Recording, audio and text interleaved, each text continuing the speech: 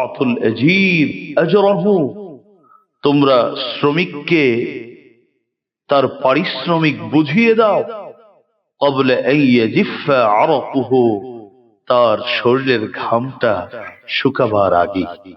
যারা দায়িত্ব পাওয়ার পরে অধীনস্থের প্রতি জুলুম করে, অবিচার করে, কঠোরতা করে, আল্লাহর নবী তাদের বিরুদ্ধে যেন আল্লাহ কঠোরতা করেন, আল্লাহ যেন তাদের প্রতি তাদেরকে শক্তভাবে পাকড়াও করেন, এ মর্মে নবীজি দোয়া করেছেন। আমার ড্রাইভার, আমার বাসের কাজের লোক, আমার অফিসের লোক, আমার ফ্যাক্টরিতে কাজ করে সকলের জন্য ফরজ ইবাদত, ওয়াজিব ইবাদত, সুন্নতে মুআক্কাদার ইবাদত, এতটুকু পর্যন্ত তাকে সুযোগ করে দেওয়া। এরপরে উনিকে কাজ ফাঁকি দেওয়ার জন্য মসজিদে বসে, এই সুযোগ আবার শরীয়ত ইসলাম দেয়নি। শ্রমিক পৃথিবীতে কোনো সম্পদ কারো না, এটা হাত বদল হয়, এইটাই। আজকে এক সময় আপনার দাদার হাতে ছিল, বাবার হাতে এসছে, এখন আপনার হাতে, হয়তো ছেলের হাতে, না হলে মেয়ে জামাইয়ের হাতে, এদের হাতে, এইভাবে করে পরিবর্তন হতে থাকবে।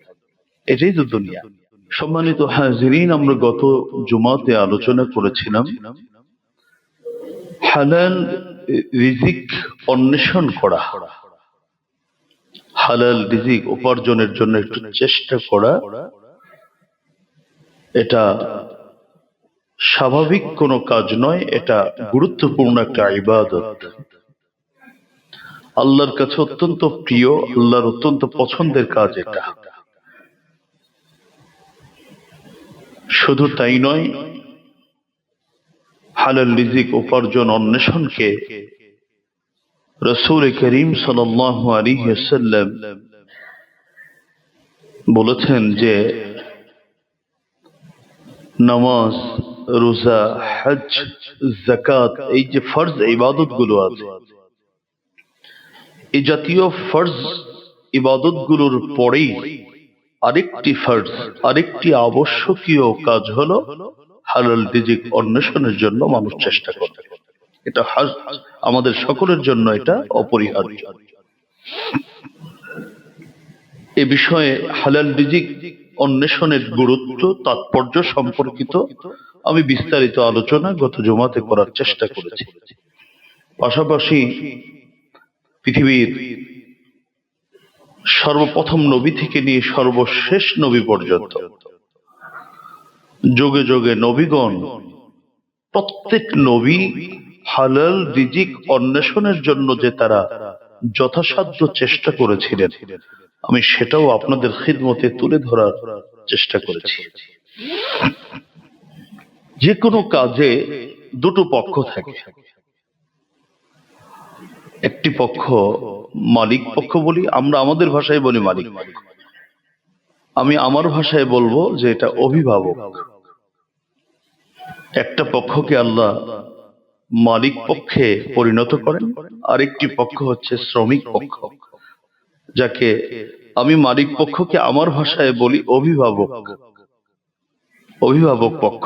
আরেকটি হচ্ছে শ্রমিক পক্ষদেরকে আমি বলি আমাদের সহযোগী পক্ষ। যে ভাষাই আমরা বলি, একটি হচ্ছে মালিক পক্ষ, আরেকটি হলো শ্রমিক পক্ষ। মালিকের কাছ থেকে একজন শ্রমিকের কি কি অধিকার রয়েছে এবং শ্রমিকের কাছ থেকে একজন মালিকের কি অধিকার রয়েছে, কি কি অধিকার রয়েছে, শ্রমিকের কি কি দায়িত্ব, আমি সংক্ষিপ্ত আকারে এই বিষয় দুটো আপনাদের খিদমতে তুলে ধরার চেষ্টা করব ইনশাআল্লাহ।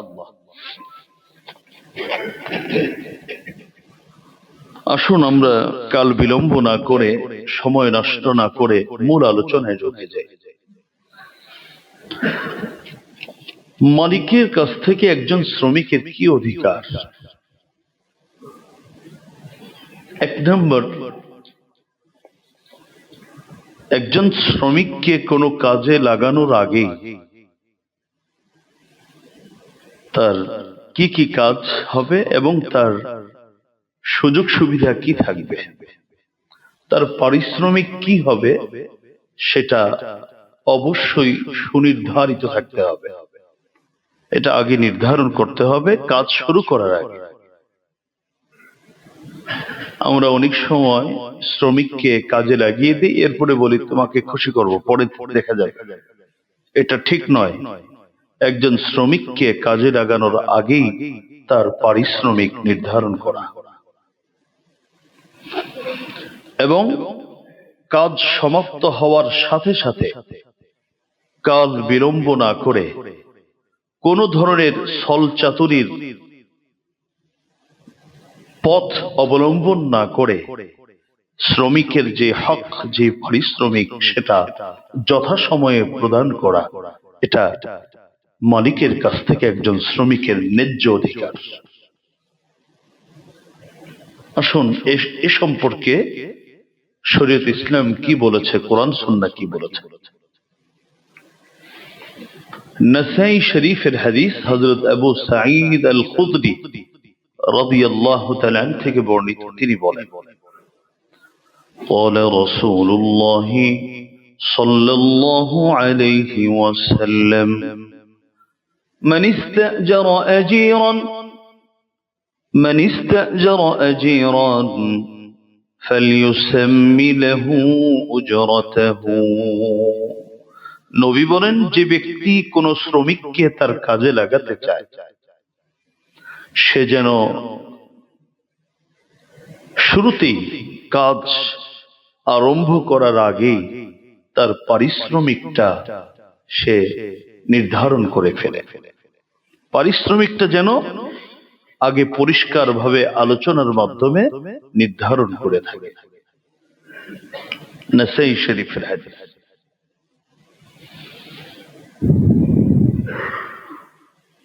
কুরআনুল কারীম সূরাত হুদ 85 নং আয়াতে আল্লাহ বলেন, ওয়ালা তাবখাসুন নাস আশিয়াআহুম ওয়ালা তা'সাউ ফিল আরদি মুফসিদিন। আল্লাহ বলেন, ওয়ালা তাবখাসুন নাস আশিয়াআহুম, হে দুনিয়ার মানুষেরা, তোমরা মানুষের যে অধিকার আছে, মানুষের যে হক আছে, এই হকে কিন্তু কমতি করো না, কম দিও না। ওয়ালা তা'সাউ ফিল আরদি মুফসিদিন, এবং তোমরা পৃথিবীতে বিশৃঙ্খলা সৃষ্টি করো না। আয়াতের প্রথম অংশে আল্লাহ বললেন, তোমরা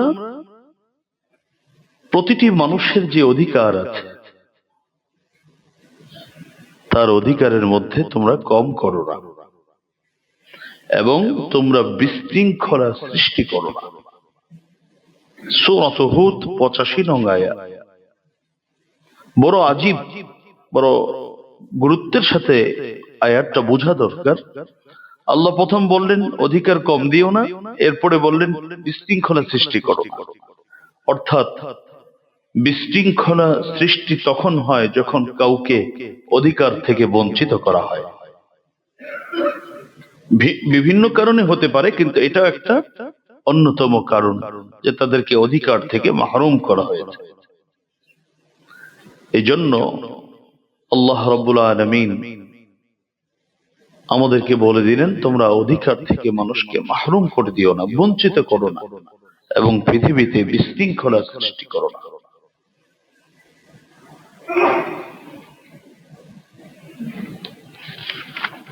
প্রথম আয়াত, এই আয়াত এবং হাদিস এটা পরিষ্কার করে দিল যে একজন শ্রমিক, সেও তো মানুষ, তারও একটা অধিকার আছে যেটা আমি এবং আমার শ্রমিকের সাথে কাজ শুরুর আগেই নির্ধারণ করেছি, সেটার মধ্যে কোনো কমতি করা যাবে না।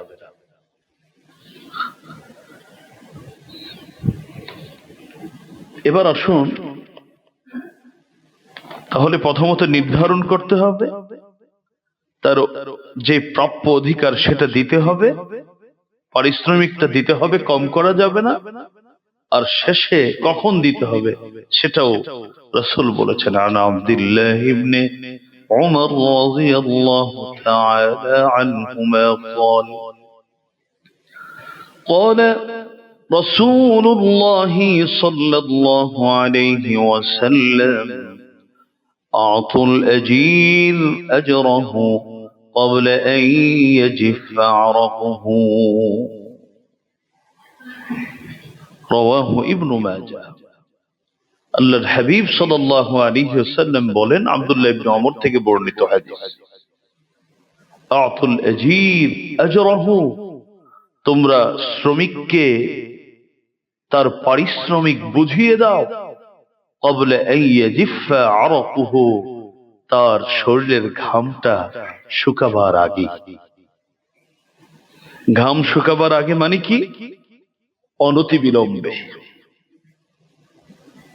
যদি বাস্তবিক পক্ষে মালিক বিপদগ্রস্ত না হয়,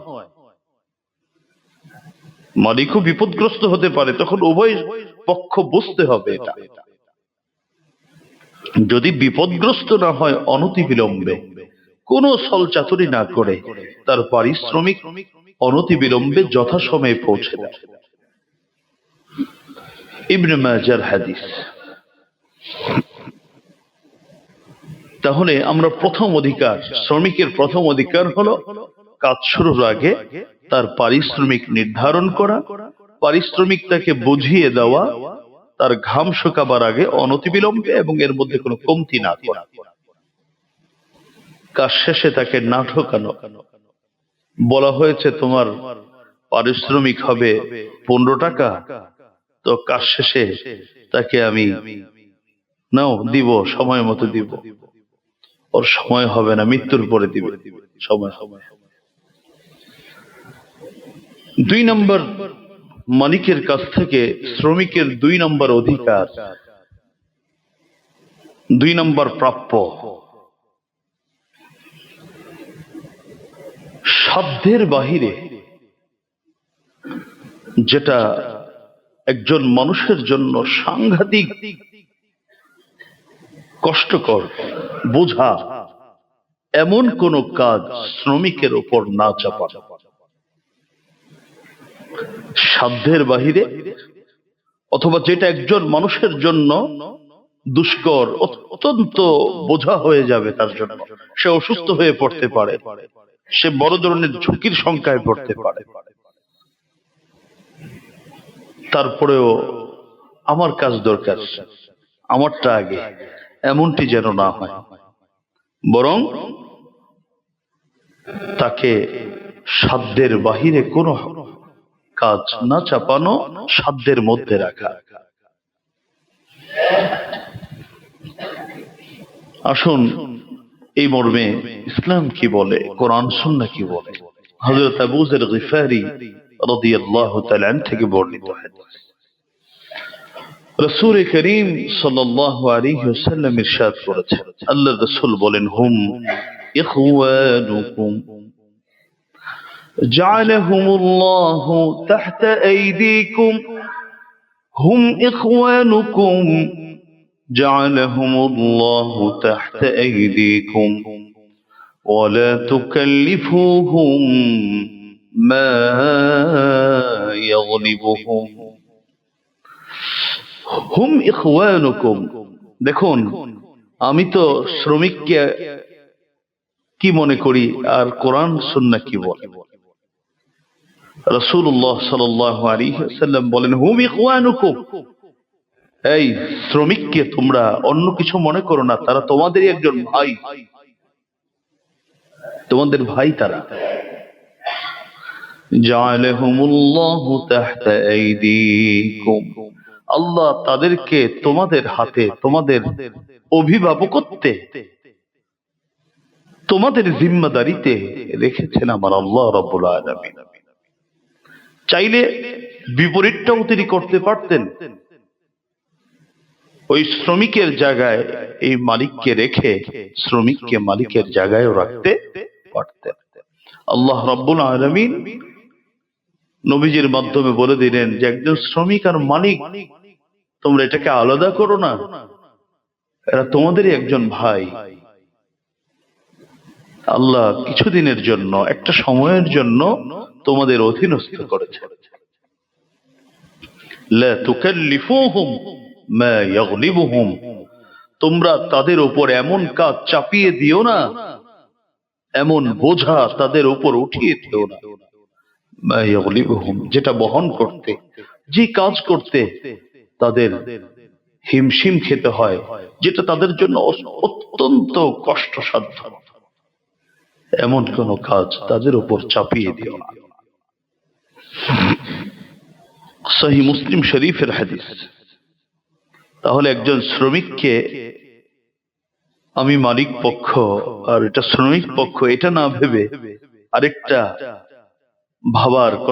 আরেকটা কথা ভাবার কথা নবীজি বলেছেন যে তারা তোমাদের ভাই।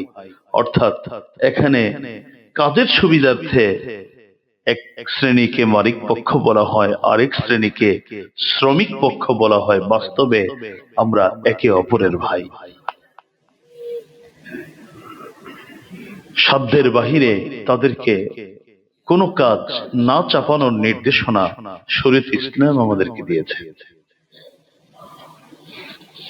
শুধু মানুষকে নয়, আমি একটা হাদিস থেকে একটা ঘটনা আপনাদেরকে শোনাবো। একটা পশুর উপরেও যদি, চতুষ্পদ পশুরকেও যদি বেশি বোঝা চাপানো হয়, ইসলাম বলেছে যে কিয়ামতের ময়দানে তাকে এর জন্য জবাবদিহিতার আওতায় আনা হবে। কাকে? একটা পশু, চতুষ্পদ পশু।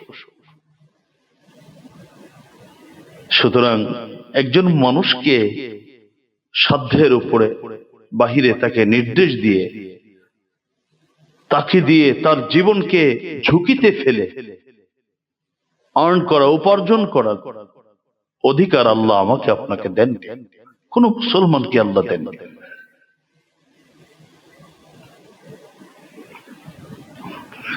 আসুন হাদিস শরীফের মধ্যে কি এসেছে শুনি। হযরত আব্দুল্লাহ ইবনে জাফর রাদিয়াল্লাহু তাআলা থেকে বর্ণিত, তিনি বলেন, دخل رسول الله صلى الله عليه وسلم حائطا لرجل من الأنصار فإذا جمل فلما رأى النبي صلى الله عليه وسلم حن وذرفت عيناه। হযরত আব্দুল্লাহ ইবনে জাফর বলেন যে নবীজি এক আনসারী সাহাবীর এক বাগানে প্রবেশ করলেন। বাগানে প্রবেশ করতেই দেখেন একটা উট ওখানে দাঁড়িয়ে আছে। فلما رأى النبي صلى الله عليه وسلم حن وذرفت عيناه, নবীজিকে উট দেখা মাত্রই হান্না, সে কান্না শুরু করে দিয়েছে। হান্না মনে শব্দের অর্থ হলো হি হি করে, অর্থাৎ আওয়াজ করে কান্না শুরু করেছে। ওয়াদারাফাত আইনা, চোখ থেকে পানি দরদর করে ছেড়ে দিয়েছে। কে? উট। فأتاه النبي صلى الله عليه وسلم فمسح ذفره فسكت, নবীজি দেখা মাত্রই সেই উটের কাছে গেলেন এবং বিশ্ব নবী রাহমাতুল লিল আলামিন তার গর্দানের মধ্যে হাত রেখে একটু আদর করে দিলেন। ফাসাকাতা, আদর করতেই উটের কান্না থেমে গেল। فقال من رب هذا الجمل لمن هذا الجمل فجاء فتى من الأنصار, নবীজি এবার প্রশ্ন করলেন উপস্থিত সাহাবীদেরকে, মান রব্বু হাযাল জামাল, এই উটের মালিক কে? কার অধীনে এই উটটি? সেই লোকের সন্ধান আমি চাই। তো এক আনসারী যুবক আনসারী সাহাবী নবীজির সামনে আসলেন। এসে বললেন, فقال لي يا رسول الله, ওগো নবীজি, এই উটটি আমার অধীনে। এবার নবীজি বলেন, আফালা তাত্তাকিল্লাহ আফালা তাত্তাকিল্লাহ ফি হাযিহিল বাহীমা আল্লাতী মাল্লাকা আল্লাহু ইয়াহা أفلا تتقي الله في هذه البهيمة التي ملك الله إياها, আল্লাহ যেই পশুটি তোমার মালিকানাধীন করেছেন, এই চতুষ্পদ প্রাণী লালন পালনের ক্ষেত্রে তোমার মধ্যে কি আল্লাহর কোনো ভয় নেই? তুমি কি আল্লাহকে ভয় করো না? তুমি কি মনে করো এই চতুষ্পদ প্রাণীর সাথে তুমি যা আচরণ করবে তাই আল্লাহর কাছে গ্রহণযোগ্য হবে? এমনটি ধারণা করো? এরপরে নবীজি পরিষ্কার করে বলেন, ফাইন্নাহু শাকা ইলাইয়া আন্নাকা তুজিউহু ওয়া তুদইবুহু, হে আমার আনসারী যুবক সাহাবী, শোনো, আমাকে আল্লাহ তাআলা পশু পাখির ভাষা আমাকে বুঝার সামর্থ্য দিয়েছেন এবং পশু পাখি আমাকে চিনে। তোমরা মানুষরা, মক্কার কিছু মানুষ, তারা আমাকে চিনো না, কিন্তু আমাকে পশু পাখি চিনে। আমি যে রহমাতুল লিল আলামিন, আমি যে তামাম বিশ্বের জন্য, শুধু মানুষের জন্য না, সকল প্রাণীকুলের জন্য, সৃষ্টি জগতের জন্য আমি যে রহমত, তোমরা না জানলেও পশুরা জানে। একটু আগে এই উটটি আমার কাছে অভিযোগ করেছে, সে বলার চেষ্টা করেছে আমার কাছে, আন্নাকা তুজিউহু ওয়া তুদইবুহু, যে তুমি তাকে কাজ করাও 100 কিন্তু খাবার টাবার ঠিক মতো দাও না, তাকে অভুক্ত রাখো, তার যতটুকু খাবার প্রয়োজন অতটুকু খাবার তুমি দাও না, কিন্তু কাজ যতটুকু করানোর এর থেকে অনেক বেশি কাজ তার কাছ থেকে নাও। চতুষ্পদ অবলা প্রাণী তোমাকে বলতে পারে না, প্রতিশোধ নিতে পারে না, তবে আমি রহমাতুল লিল আলামিনকে সে অভিযোগ করেছে। ঠিক কিয়ামতের ময়দানে আল্লাহর কাছে এভাবে অভিযোগ করবে। আবু দাউদ শরীফের হাদিস। চতুষ্পদ প্রাণীকে সামর্থ্যের বাহিরে একটু কাজ করিয়েছে, নবীজি নিষেধ করেছেন। সাধ্যের বাহিরে যেই কাজের মাধ্যমে সে নিশ্চিত বড় ধরনের দুর্ঘটনার দিকে অগ্রসর হবে, এমন কাজ তাকে দিয়ে না করা। শুধু তাই নয়, যে সকল মালিক পক্ষের যে সকল মানুষ, শুধু মালিক পক্ষ নয়, যারা কর্মকর্তা আছে আমরা, অনেক সময় মালিক জানেও না, কর্মকর্তারা যা মনে চায় তা করে। কাউকে যদি আল্লাহ কোনো দায়িত্ব দেন, দায়িত্ব পাওয়ার পরে যারা অধীনস্থ আছে তাদের প্রতি যদি সাংঘাতিক কঠোরতা করে, নিজে কাজ করে না, একা না, শ্রমিকের কাছ থেকে উদ্ধার করে কাজ 16 আনা, এমন মানুষও আমাদের সমাজে আছে। এদের জন্য নবীজি বদদুয়া করেছেন, রহমাতুল লিল আলামিন তাদের জন্য বদদুয়া করেছেন। আসুন হাদিসটা শুনি, সহিহ মুসলিম শরীফের হাদিস, আম্মা জান আয়েশা সিদ্দিকা রাদিয়াল্লাহু তাআলা আনহা থেকে বর্ণিত হাদিস। তিনি বলেন, ক্বালা রাসূলুল্লাহ সাল্লাল্লাহু আলাইহি ওয়াসাল্লাম, আল্লাহুম্মা মান ওয়ালিয়া মিন আমরি উম্মতি শাইআন ফাশাক্কা আলাইহিম ফাশকুক আলাইহি।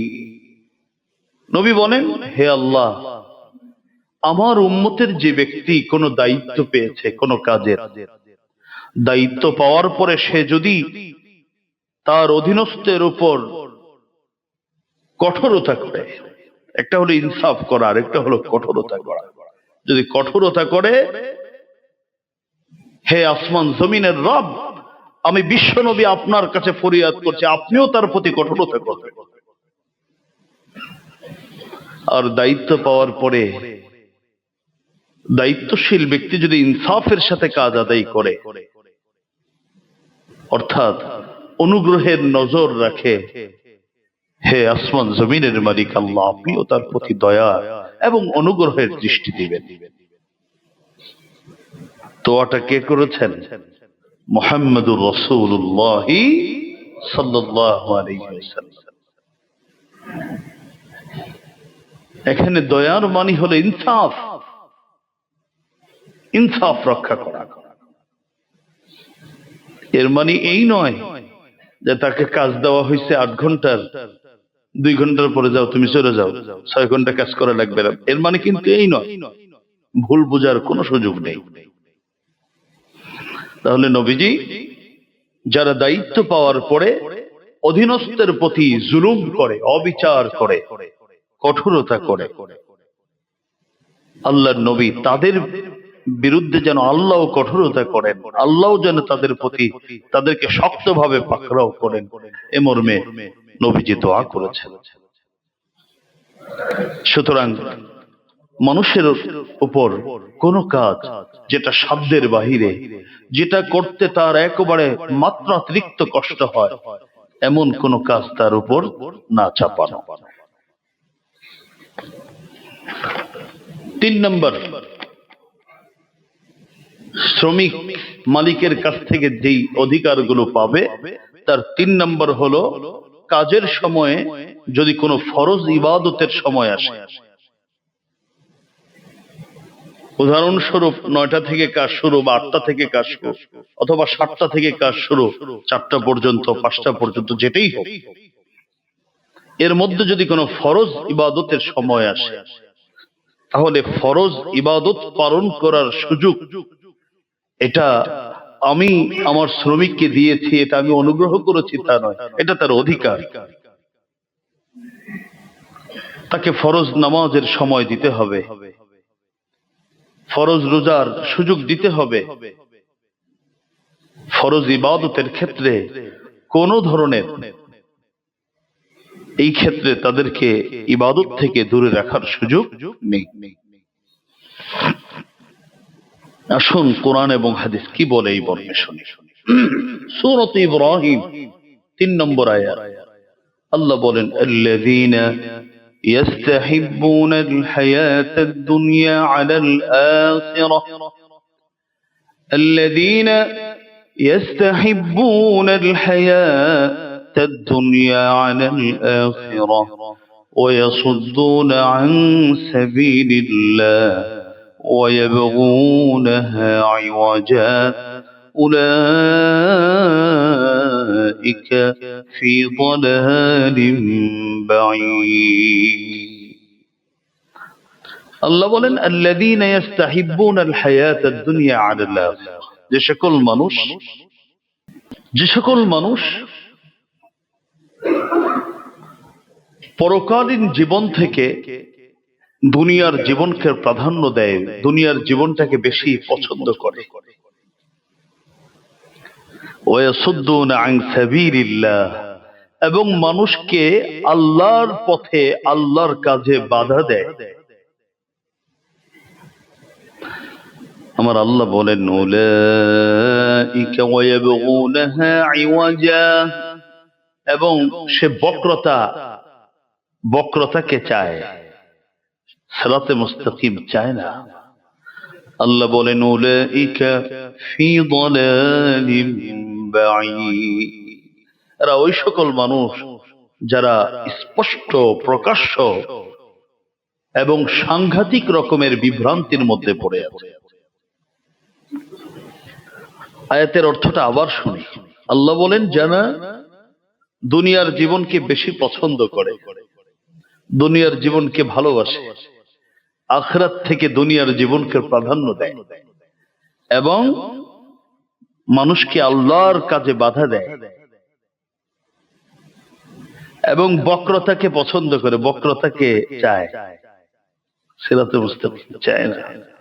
আল্লাহ বলেন, উলাইকা ফি দালালিম বাঈদ, তারা গুরুতর বিভ্রান্তির মধ্যে, সাংঘাতিক বিভ্রান্তির মধ্যে তারা পড়ে আছে। তারা কোনোদিন সঠিক নয়, তাদের এটা সঠিক পথে নিবে না। তাদেরকে এই আয়াত পরিষ্কার করে বলে দিচ্ছে,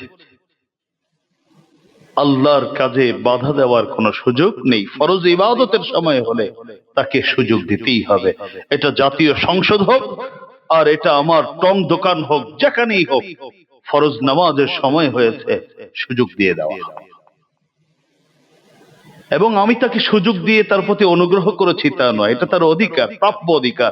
যদি আমি না দেই তাহলে এর জন্য আল্লাহর আদালতে আমাকে জবাবদিহিতা করতে হবে।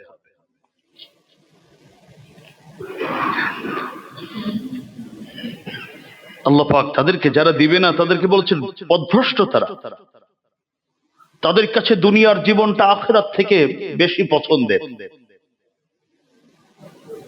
সুতরাং এই সুযোগ নেই, বরং আমাদের দায়িত্ব শুধু অনুমতি দেওয়া নয়, বরং তাদেরকে নামাজে, আমি তো মাঝে মধ্যে আপনাদেরকে নিয়ে আমার ঈর্ষা হয়, বিশেষ করে আপনারা যারা আমাকে আপনাদের এই দ্বীনি খেদমতের জন্য রেখেছেন, অনুগ্রহ করেছেন আমাদের, আমি আপনাদেরকে নিয়ে ঈর্ষা করি যে আপনাদের যে সুযোগ হাতে, যদি এই সুযোগ আমার থাকতো।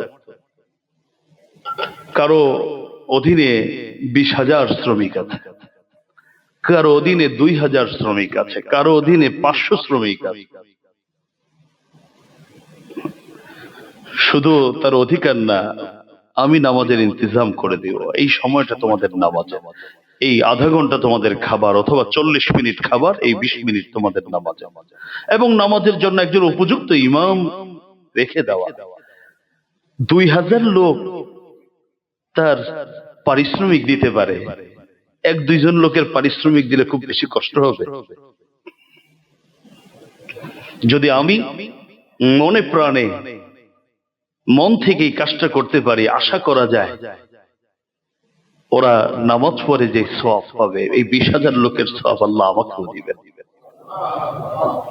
বলুন তো, আমাদের জীবনের কত অসম্পূর্ণতা, কত ঘাটতি, এটা পূরণ করার জন্য এই সুযোগগুলো আমাদের সামনে হাতছানি দিতে, এগুলো থেকে বঞ্চিত হওয়া মানে হলো আমরা বহু কিছু থেকে বঞ্চিত হওয়া। নবীজি হাদিস শরীফের মধ্যে কি বলেছেন শুনুন। হযরত আনাস ইবনে মালিক রাদিয়াল্লাহু তাআলা আনহু থেকে বর্ণিত, তিরমিজি শরীফের হাদিস, আল্লাহ রাসূল সাল্লাল্লাহু আলাইহি ওয়াসাল্লাম বলেন, ক্বালান নবী সাল্লাল্লাহু আলাইহি ওয়াসাল্লাম, ইন্নাদ দাল আলাল খায়রি কাফাইলিহি। নবীজি বলেন, নিশ্চয়ই যে ব্যক্তি ভালো কাজের একটু পথ দেখায়, সুযোগ করে দেয়, কাফাইলিহি, তাকে আল্লাহ রাব্বুল আলামিন ভালো কাজ করে যত সে প্রতিদান পাবে, সওয়াব পাবে, সমান প্রতিদান যে ভালো কাজের পথ দেখাবে তাকেও দিবেন। সুবহানাল্লাহ বিহামদিহি। তিরমিজি শরীফের হাদিস। অধিকার সে চাওয়ার আগে আমার ড্রাইভার, আমার বাসের কাজের লোক, আমার অফিসের লোক, আমার ফ্যাক্টরিতে কাজ করে, সকলের জন্য ফরজ ইবাদত, ওয়াজিব ইবাদত, সুন্নতে মুআক্কাদার ইবাদত, এতটুকু পর্যন্ত তাকে সুযোগ করে দেওয়া। এরপরে উনিকে কাজ ফাঁকি দেওয়ার জন্য মসজিদে বসে, এই সুযোগ আবার শরীয়ত ইসলাম দেয়নি। শ্রমিক যে আমি সুযোগ পাইছি এবার নফল নামাজ সব পড়ি না, আমার এই কাজ করাই আমার নফল ইবাদতের সমতুল্য।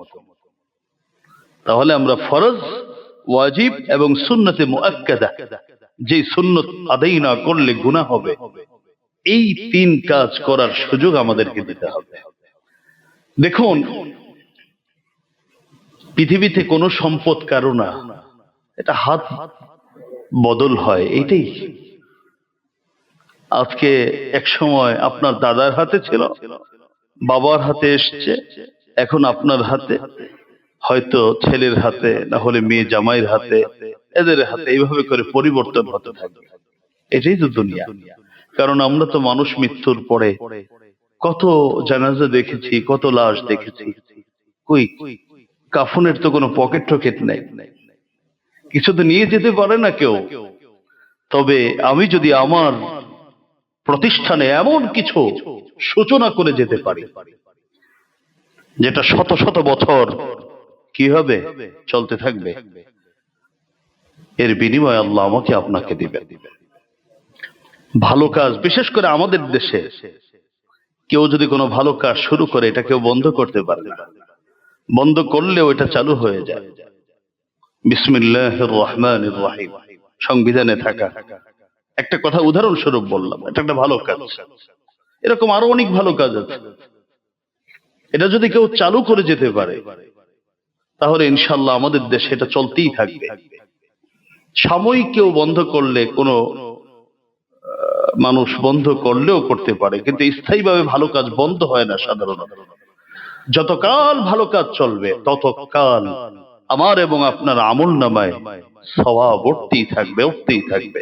আসুন হাদিসে কি বলে, সহিহ মুসলিম শরীফের হাদিস, হযরত জারীর ইবনে আব্দুল্লাহ রাদিয়াল্লাহু তাআলা থেকে বর্ণিত। তিনি বলেন, قال رسول الله صلى الله عليه وسلم من سن في الإسلام سنة حسنة فله أجرها। যদি কোনো ব্যক্তি কোনো ভালো কাজের সূচনা করে যেতে পারে, ভালো কাজ কোনো মানুষ শেষ করে যেতে পারে। আচ্ছা, এই মসজিদের কাজ কি শেষ? এটা চলতেই আছে। একটা শিক্ষা প্রতিষ্ঠান শেষ? একটা রাষ্ট্র একদিনেই হয়ে যায়? এই কাজ চলতেই থাকবে, কিয়ামত পর্যন্ত এগুলো চলে। কোন মানুষ যদি কোনো ভালো কাজের সূচনা করে যেতে পারে, আল্লাহর হাবিব সাল্লাল্লাহু আলাইহি ওয়াসাল্লাম বলেন, ফালাহু আজরুহা, সে ভালো কাজের সূচনার সওয়াব তো পাবেই, ওয়া আজরু মান আমিলা বিহা বা'দাহু, এবং তার মৃত্যুর পরে তার পরবর্তীতে যারা এই ভালো কাজটাকে সচল রাখবে, যতদিন চলবে, এর একটা প্রতিদান আল্লাহ রাব্বুল আলামিন যে ভালো কাজ সূচনা করেছে তাকে দিবেন। তবে ভবিষ্যতে যারা ভালো কাজ করছে তাদের সওয়াবে আল্লাহ কোনো ঘাটতি করবেন না। আজকে যদি আমি আমার অফিসে, এটা সচিবালয় হতে পারে, এটা সংসদ ভবনে হতে পারে, এটা আমার অফিসে হতে পারে, ফ্যাক্টরিতে হতে পারে, কোন একটা ভালো কাজের আমি সূচনা করে যেতে পারি, এটা যতকাল চলবে ততকাল সবাই আমল করে যে সওয়াব পাবে, আল্লাহ আমাকে সমান সওয়াব দান করবে। তাহলে ফরজ ইবাদতের শুধু এই তাদের অধিকার শুধু পূরণ না করা, বরং এই ক্ষেত্রে তাদেরকে সহযোগিতা করা।